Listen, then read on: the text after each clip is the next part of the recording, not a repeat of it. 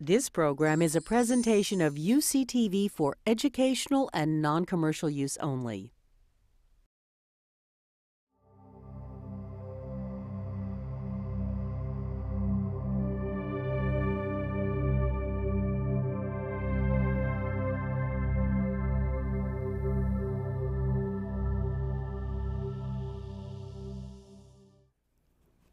St. Helens was the first mountain I ever did a mountaineering climb on when I was 15.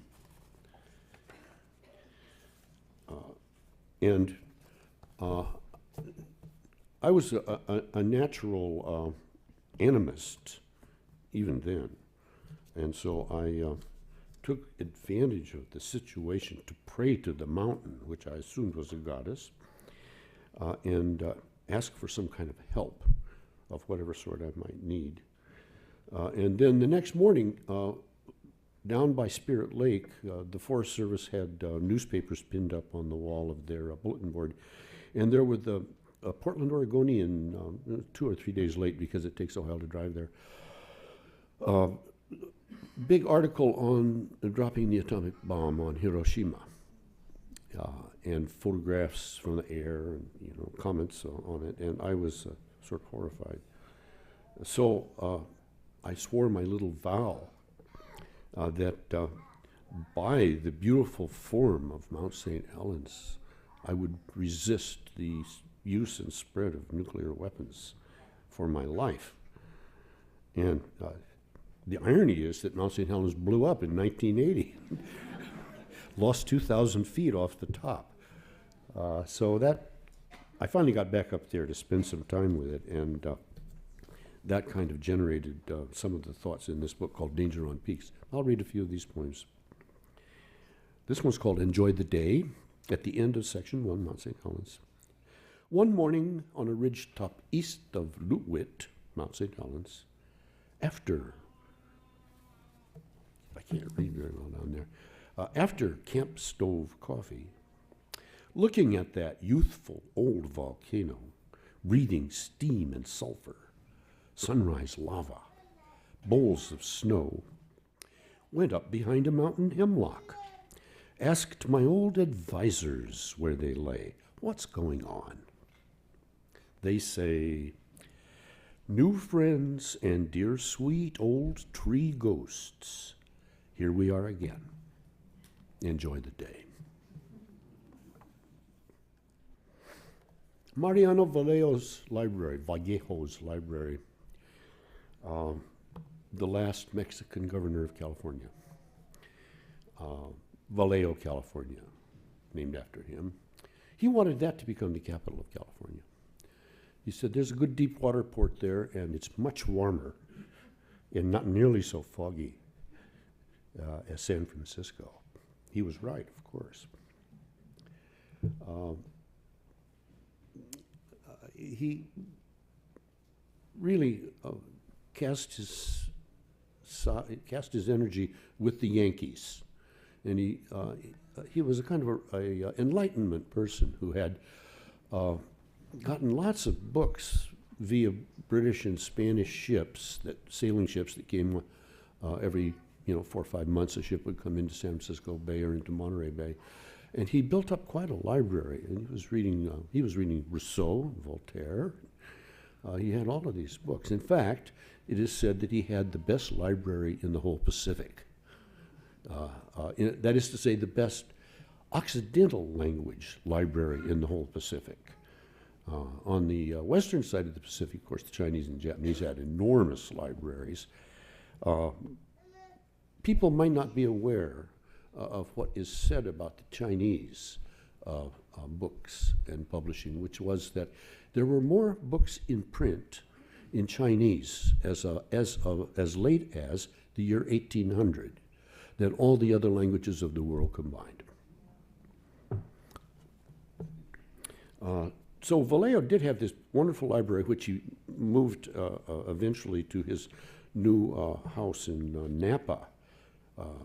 A remnant of that is still there, but his original house, what they called the Big Casa, burned down, and he lost the whole library.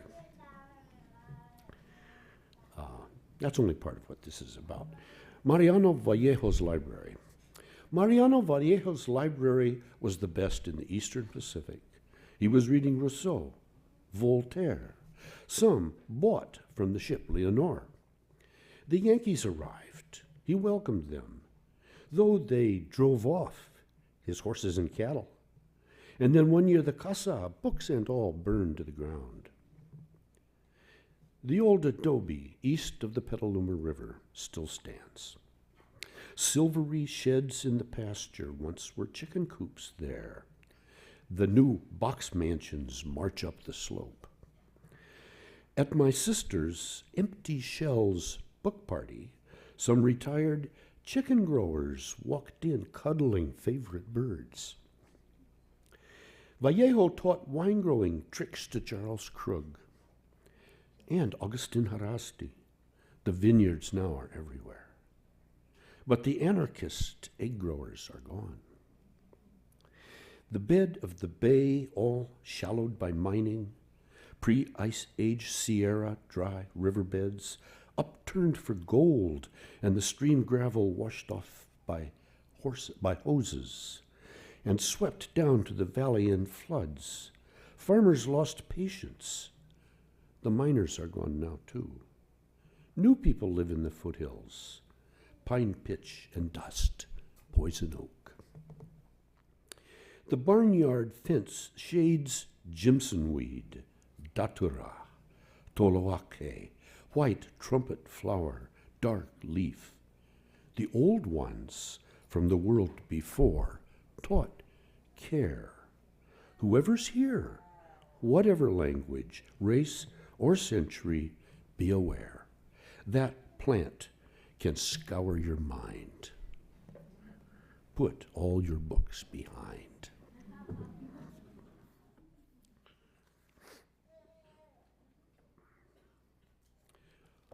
We had some young guys in my area recklessly eat a bunch of Jimson weed a few years ago. They didn't recover for weeks. I'm not sure if they ever recovered.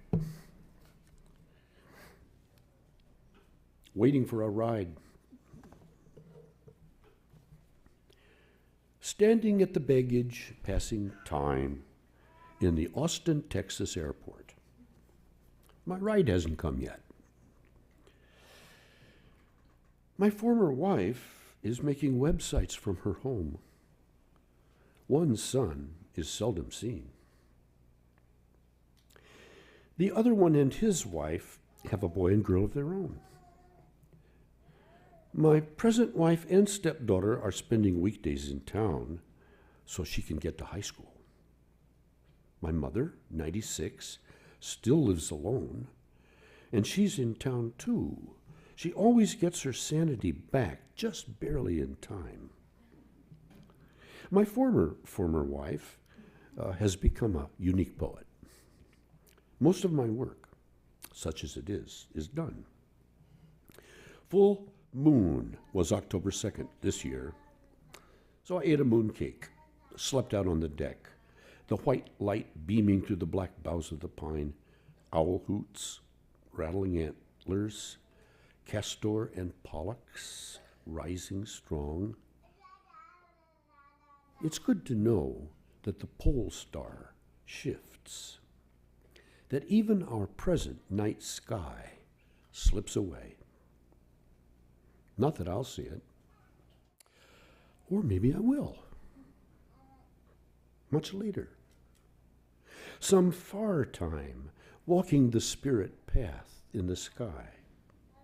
That long walk of spirits where you fall right back into the narrow, painful passageway of the bardo. Squeeze your little skull, and there you are again, waiting for your ride.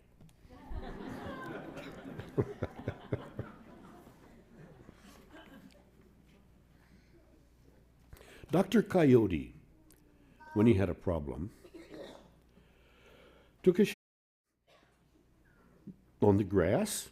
He asked his turds where they lay, what to do. They gave him good advice. He'd say, That's just what I thought too. And do it. And go his way.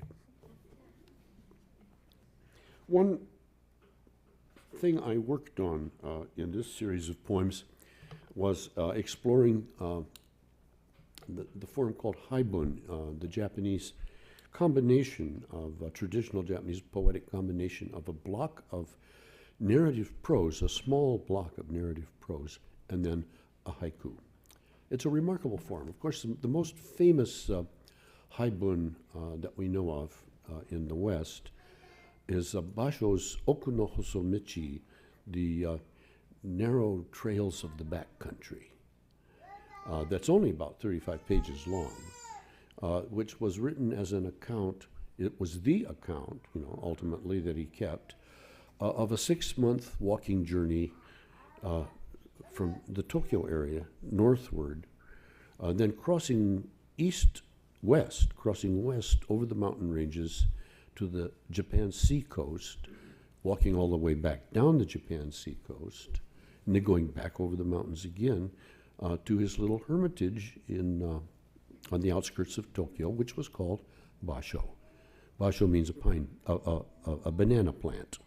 And Basho is called Basho because he had a banana plant at his cottage. Almost all of the Chinese and Japanese writers in pre-modern times had little literary names like that. And nobody, refers to them by their family names. And I would have to really do a little research to know what Basho's actual family name was. The Zen priests and Zen monks, all the Buddhist priests and monks, whatever school, they all have different names. We have this current tradition in Occidental culture the last few thousand years of getting your name and keeping it your whole life. And there are a lot of cultures where you end up with 5 or 6 different names, and the name that you were first given nobody would ever use. So it's just a comment on differences that may or may not matter. I've never considered myself a haiku poet. I don't think that I have written what I would accept as haiku more than 3 or 4 times, because haiku has a very specific aesthetic. It isn't a matter of counting syllables. It's a matter of the sensibility and the way things are presented that make a haiku. But I won a prize in Japan for being an international haiku poet. And they dragged me there kicking and screaming all the way. As I said, but I don't write haiku. And the Japanese are wonderful. They said, well, we know that, but... They said, but the rest of the world doesn't. So they were very nice to me. So these are prose plus a little short poem. This is called One Day in Late Summer. One day in late summer, in the early 90s, I had lunch with my old friend Jack Hogan, ex-Longshore Union worker and activist of San Francisco, at a restaurant in my small Sierra town. The owner had recently bought and torn down the adjoining brick building, which had been, in its time, a secondhand bookstore. 3 R's, run by a puckish ex-professor. Our lunch table in the patio was right where his counter had been. I bought many books from him. Jack was married to my sister once. We all hung out in North Beach back in the 50s, but now he lives in Mexico. This present moment that lives on to become long ago.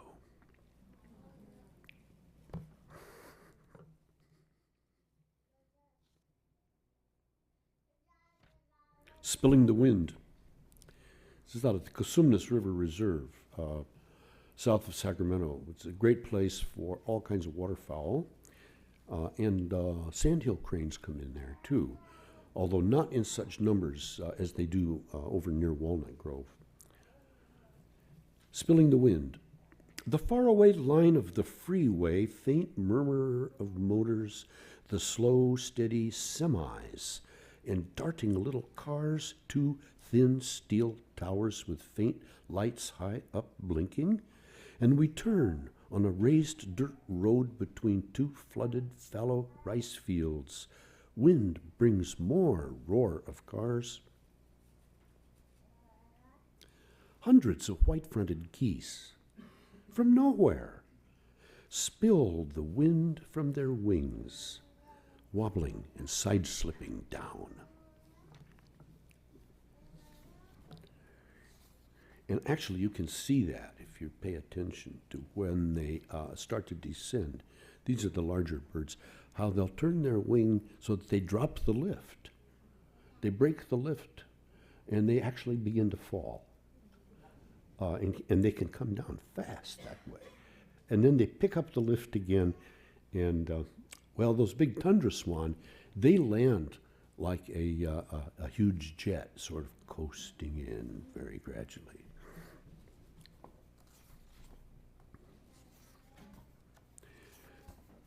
My sister, Thea Lowry, who lived in Novato in the Petaluma area, did write a book about the whole Petaluma, California area chicken business. Took her 10 years working on that. It was really a labor of love. And the book was published, and then she was killed by a totally surprise automobile accident, driving down the 101 to a meeting of the grand jury, which she was on, Marin County Grand Jury.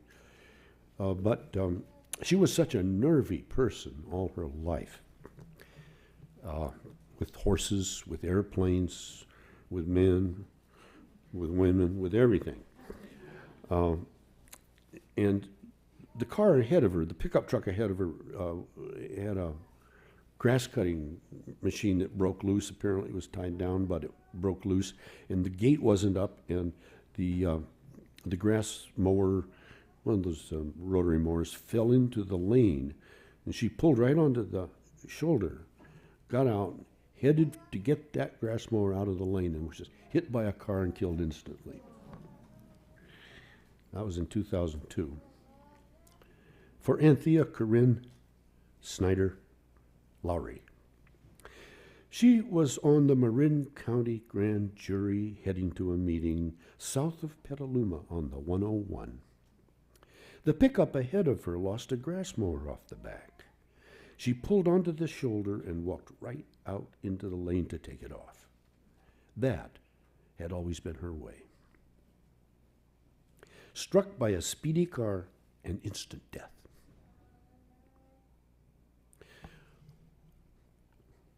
White egrets standing there, always standing there at the crossing on the Petaluma River. Giovanni Singleton said to me earlier, well, you're used to breaking conventions. And I said, only when I need to, which sometimes is rather frequent. I'm going to read now several very recent poems. Siberian Outpost. This is an esoteric location that only backpackers would ever know about. Going south of Mount Whitney as the Sierra high country gradually, really rather swiftly begins to descend, but you're still at 10 or 11,000 feet. The Pacific Crest Trail winds across a virtual desert at the 10,000 foot level to an area that is known on the maps and to backpackers as Siberian Outpost. In a huge foxtail pine, open foxtail pine forest that sweeps all along the edge of that. It was known to the early sheep herders and, of course, the packers that are still working in there with their stock, the mule and horse packers. They all know about the Siberian Outpost. Siberian Outpost. What are these deserts? Sheep overgrazed them years ago? A sweeping gallery forest and a gentle 5-mile ridge of foxtail pine. Tom and I walk up the arid slope, caught in lightning crashes. Siberian Outpost meadow. bunch grass tufts and gopher holes, shelter in the space beneath a huge old edge zone foxtail pine, hailstorm, heavy showers, big root trees, red bark chunks, we stay barely dry. Lifetimes ago, this same tree sheltered me on Thornapple Island. I was a junior bodhisattva then, named No More Tricks. And I was sent to sit with the boulders here, an eon or two, till the soil rose up to my eyes. I shook and yanked and stood and said, "Okay, Tom, let's head back to camp. The desert smells like rain."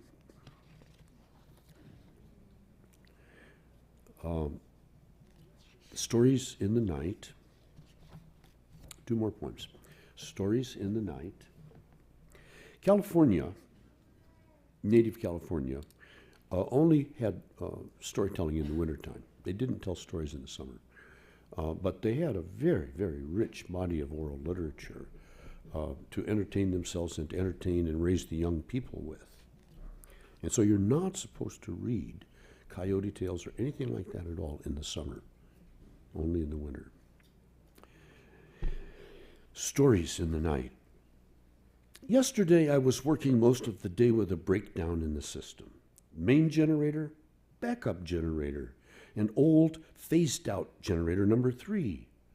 The battery array, the big trace inverter, they had all stopped. Cold, early morning in the dark. Solar panels always work, but there's no sun. Back to the old days, kerosene lamps and wood stoves, always there. The big green Onan, fueled by propane, wouldn't start. One time turned out there was a clogged air cleaner. Oil drops blow back up from deep inside. Try to remember, machinery can always be fixed. But be ready to give up the plans that were made for the day. Go back to the manual. Call up friends who know more. Make some tea. Relax with your tools and your problems. Start enjoying the day. First 15 years we lived here, it was kerosene lamps. Heavy tile roof in the shade of a huge pre-contact oak. Sherry, Siegfried's longtime woman friend and partner, is due at any time with a 9-ton truck of 3/4 inch crushed rock. Wet dirt every winter eats up gravel. Keeping a few hard roads for drenching winter rains and melting snows is hard. You have to ditch them too. In 1962, going all through Kyushu with Joanne, we walked through Hiroshima. Busy streets, coffee shops, green leafy trees, gardens, a lively place. But at Mount Aso, the caldera in the center of the island, the crater 30 miles across, saw sightseers from Nagasaki with that twisted, shiny, scarred, burned face of survivors. And then read Barefoot Gen, 2 volumes in English, the book-length graphic tale of Hiroshima. What got me about the bomb was too much power. And then temptation comes to be the first, to be the superpower of the world. We must change our course around, or there we head. I could never be a Muslim, a Christian, or a Jew, because the 10 Commandments fall short of moral rigor. The Bible's "shalt not kill" leaves out the other realms of life. How could that be? What sort of world did they think this was? With no account for all the wriggling feelers and the little fins, the spines, the slimy necks, eyes shining in the night, paw prints in the snow. Sure, we have to eat, but still, at least say thanks. And that other thing, can't have no other God before me, like profound anxiety of power and jealousy and envy. What sort of God is that? Worrying all the time. Plenty of little gods are waiting to begin their practice and learn just who they are. In North India, 4th century AD, some Buddhist teacher lady said, that God called Yahweh to the West, he's really something. But too bad, he has this nutty thing that he's the creator of the world. A delusion that could really set you back.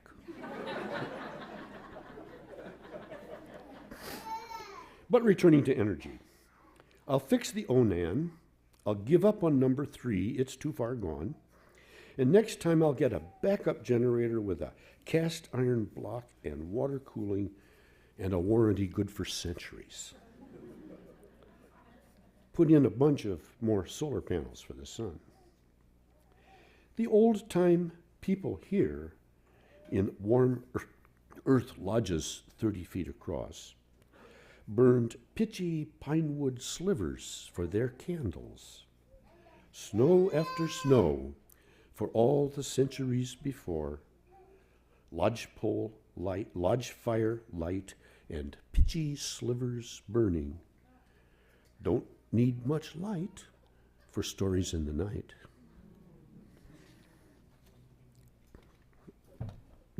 So I expect to get a fatwa on me now from somebody. Maybe I'll be defrocked. Final little poem, a letter to M.A., who lives far away. 13-year-old young lady who, I knew her father. And she wrote me about writing poetry, and the whole letter rhymed. So I wrote her back in the same vein. A letter to M.A., who lives far away. Dear Melissa, I do remember you. You had curly hair and stood by the stair up there on Quadra Isle with a shy smile. Say hello to your mother, Jean. I don't remember your sister's name, and that's a shame, but I sort of remember her face and natural grace. Not all poetry has to rhyme, but this time I'm writing back the way you did it.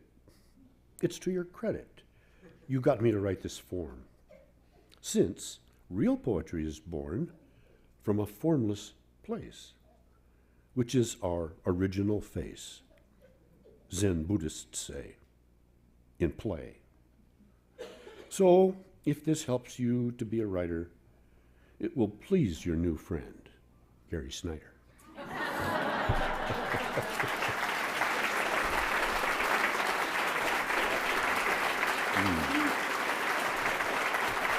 Thank you.